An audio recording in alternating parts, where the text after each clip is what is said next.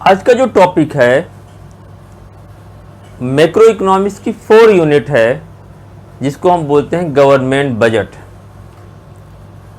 Government budget है क्या? Government budget सरकार के आय और व्यय का एक लेखा जोखा है। अगर हम इसको डिफाइन करें तो government budget is an annual statement. Government budget क्या है? एक एनुअल स्टेटमेंट है showing item wise receipt and expenditure of the government during financial year। यानी एक साल में सरकार के एस्टिमेटेड रिसिप्ट और एस्टिमेटेड एक्सपेंडिचर का आइटम वाइज जो लेखा जोखा है उसी को हम बोलते हैं गवर्नमेंट बजट। अगर हम यहां डिफाइन करना है तो लिखेंगे गवर्नमेंट बजट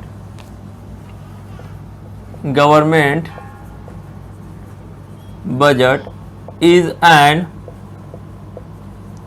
annual statement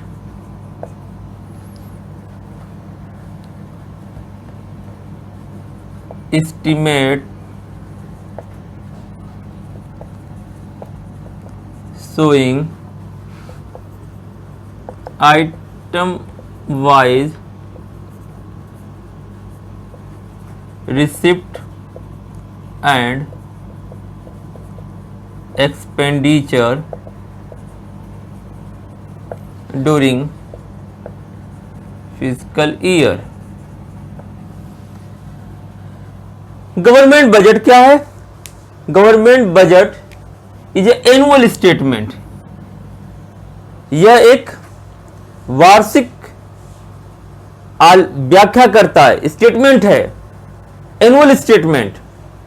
किस चीज का स्टेटमेंट है? Estimates receipt and expenditure of the government during the fiscal year. यानी जो वित्तीय वर्ष है उस वित्तीय वर्ष में सरकार की क्या आय होगी और सरकार कहां और किस क्षेत्र में व्यय करेगा, इसी के लेखा जोखा को ही हम गवर्नमेंट बजट बोलते हैं। यानी गवर्नमेंट बजट इज एस्टिमेट्स, ये एस्टिमेट है, एक्चुअल नहीं है। शोइंग आइटम वाइज, अलग अलग सेक्टर में। आइटम वाइज मीन्स रेलवे में, डिफेंस में, होम मिनिस्ट्री में, एजुकेशन में, हेल्थ में कितना हमें पैसा भेजना है और कहां से कितना पैसा आएगा। यानी government budget is an estimate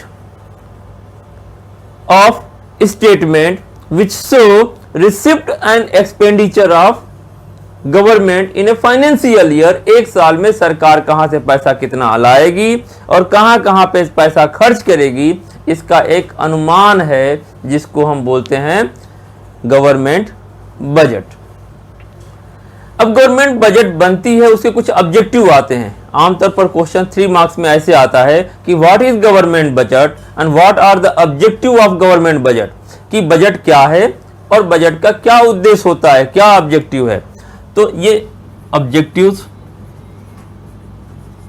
objective of government budget.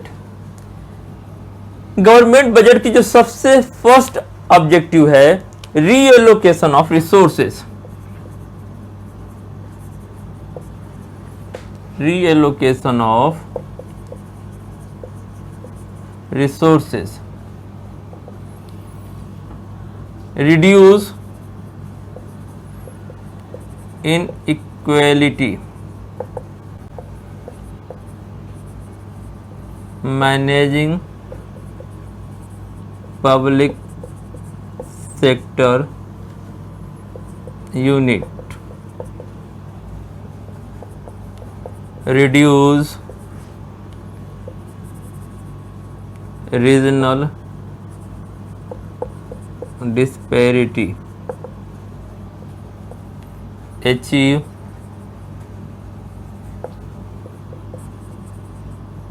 higher economic growth,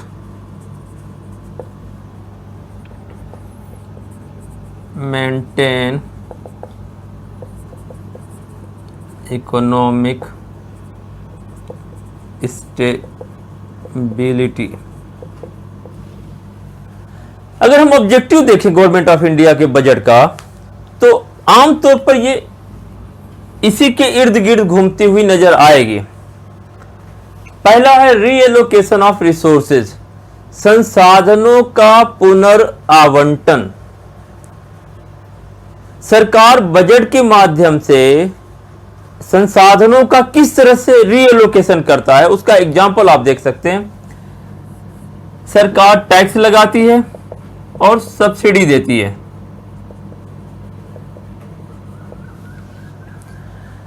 अब सरकार को जो प्रायोरिटी सेक्टर होगा, यानी गवर्नमेंट जिस सेक्टर को, जिस इकोनॉमिक सेक्टर को चाहती है कि ज्यादा डेवलपमेंट हो या संसाधनों का आवंटन एलोकेशन वहां पर ज्यादा हो, उस सेक्टर को प्रायोरिटी सेक्टर में रखेगी और तमाम तरह की इकोनॉमिक फाइनेंशियल असिस्टेंस देगी, सब्सिडी देगी, जिससे कि उस पर्टिकुलर क्षेत्र का, उस पर्टिकुलर एरिया का, उस पर्टिकुलर इकोनॉमिक सेक्शन का डेवलपमेंट हो, विकास हो। और जिस एरिया को कर्व करना चाहती है, जिस एरिया में गवर्नमेंट चाहती है कि वहां से पैसे को, संसाधनों को निकालना है, वहां पर तमाम तरह के डायरेक्ट और इनडायरेक्ट टैक्स इंपोज कर देगी। जैसे लीकर है, सिगरेट्स है, टोबैको है, सरकार टाइम टू टाइम उस पर अलग अलग तरह के टैक्स लगाती है, जिससे कि उस सेक्टर को हम ज्यादा डेवलप न होने दें। उसके इकोनॉमिक एंड सोशल काजेज हैं, जिसके कारण सरकार तमाम तरह के उस पर टैक्स लगाती है। तो सरकार बजट के माध्यम से क्या करती है, संसाधनों को रीएलोकेट करती है। जहां से संसाधन को निकालना है उसमें तमाम तरह के टैक्स लगा दिए जाएंगे, और जिस सेक्टर को हमें बढ़ाना है उस सेक्टर पे सरकार क्या करेगी, ज्यादा से ज्यादा सब्सिडी और इकोनॉमिक पॉलिसी ऐसी बनाई जाएगी जिससे कि इन्वेस्टमेंट ज्यादा हो, और इस तरह से संसाधनों का पुनर्आवंटन करती है। रिड्यूस इनइक्वालिटी, सरकार एक सोशल वेलफेयर स्टेट होने के कारण सरकार की जिम्मेदारी है कि जो समाज में इनइक्वालिटी है, इकोनॉमिक इनइक्वालिटी, उसको कम किया जाए। अब इनइक्वालिटी कम करने का तरीका क्या है? सरकार ऐसा तो नहीं करती लोगों से पैसा छीन लेगी, दूसरे को बांट देगी। एक रेशनल तरीका होगा, और इनइक्वालिटी को रेशनल तरीके से कैसे सरकार कम करती है, उसके लिए फिर से आप ये देखें, सरकार जो बजट में टैक्स इंपोज करती है वो आमतौर पर जो डायरेक्ट टैक्स है वो सभी प्रोग्रेसिव टैक्स हैं। आगे चल के हम पढ़ेंगे कि प्रोग्रेसिव टैक्स क्या होता है। प्रोग्रेसिव टैक्स का मतलब यह है जैसे जैसे इनकम का लेवल बढ़ेगा टैक्स की रेट बढ़ती जाती है। 5 लाख तक 5%, 5 लाख से ऊपर 7.5%, उससे ऊपर 10%, उससे ऊपर 20%, यानी जिसके पास जितना पैसा होगा उसको उसी हिसाब से ज्यादा टैक्स देने पड़ेंगे। लेकिन 5 लाख से नीचे के जो लोग हैं उनको कोई टैक्स नहीं देना है। एक तो यह हुआ कि जो आर्थिक रूप से संपन्न वर्ग है उस पर ज्यादा टैक्स लगाना और उनके डिस्पोजेबल इनकम को कम करना। दूसरा, सरकार उस टैक्स के पैसे को उन कामों में लगाती है, हॉस्पिटल बनाने, एजुकेशन के लिए स्कूल्स में, रोड में, पार्क में, तो या ऐसे जगह पे खर्च करती जिससे कि सोशल वेलफेयर हो। अब दोहरा फायदा हुआ इस जो इनइक्वालिटी को टारगेट करती है बजट के द्वारा। एक तो अमीर यानी धनी वर्ग से, रिच वर्ग से पैसे ज्यादा टैक्स लेना और उस पैसे को ऐसे जगह पे खर्च करना जिसका डायरेक्ट बेनिफिट गरीबों तक पहुंचे। Free compulsory education, free medical facility, बीमा फैसिलिटी या पब्लिक डिस्ट्रीब्यूशन सिस्टम। तो ये जो पैसा सरकार खर्च करती है वो कहां से आता है? टैक्सेस से आता है। टैक्स का ज्यादा हिस्सा कौन देता है? वो लोग जो ज्यादा अमीर हैं। तो सरकार इस बजट के द्वारा बहुत हद तक ये कोशिश करती है कि इनइक्वालिटी को कम किया जा सके। Managing public sector enterprises, public sector undertaking, सरकार बहुत सारी ऐसी पब्लिक यूनिट्स हैं जिसको मैनेज करती हैं, जिसको चलाती हैं। रेलवे है, पोस्टल सर्विसेज हैं, डिफेंस है। तो ऐसे जो सेक्टर हैं सरकार उनको मैनेज करती है ऐसा ये नहीं है कि अगर वो प्राइवेट सेक्टर में चले जाएंगे तो काम नहीं होगा, लेकिन सोशल वेलफेयर के लिए, डिफेंस के लिए, सिक्योरिटी के लिए, सोशल इनइक्वलिटी को कम करने के लिए ये जरूरी है कि सरकार उस प्रायोरिटी सेक्टर पर अपना आधिपत्य रखे, मोनोपोली रखे, जिससे कि इनइक्वलिटी, रीजनल इनइक्वलिटी और सोशल और इकोनॉमिक इनइक्वलिटी समाज में न बढ़े। इसीलिए सरकार ऐसे सेक्टर को ऑपरेट करती है जिससे कि सोशल वेलफेयर ज्यादा से ज्यादा हो। अगला है रिड्यूस रीजनल डिस्पैरिटी।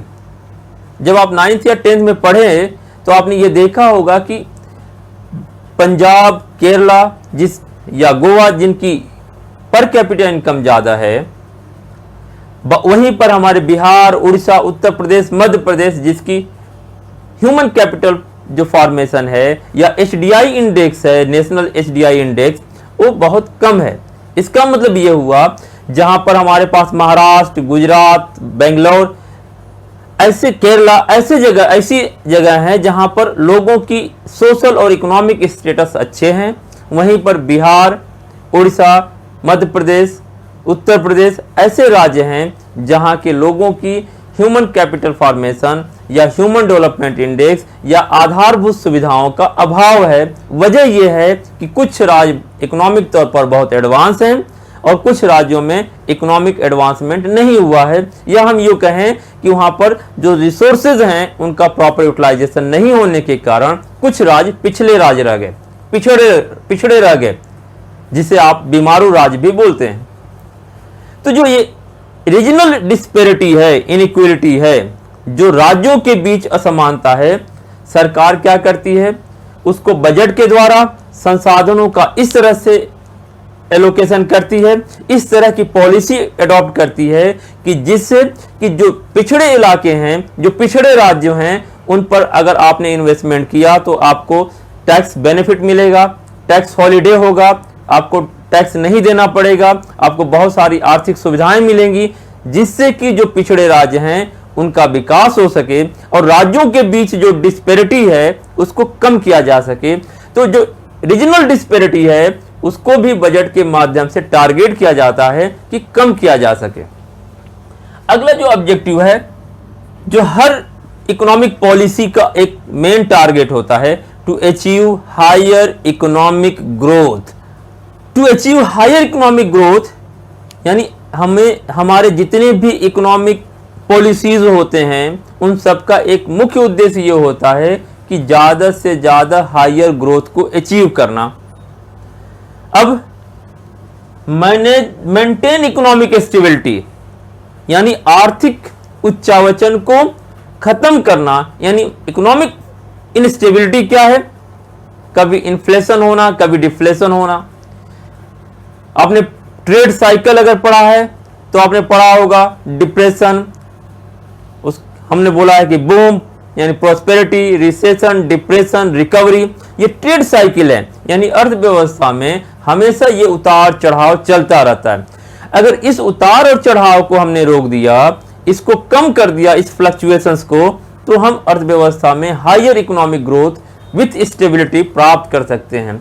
और बजट के द्वारा हम ये हमारी कोशिश होती है कि हम जो इकोनॉमिक इनस्टेबिलिटी है, फ्लक्चुएशंस हैं, उनको कंट्रोल करें। तो क्वेश्चन में अगर ये आ गया कि what is budget and what are the objective of budget, तो आप बता पाएंगे कि बजट क्या है और बजट के क्या उद्देश्य हैं।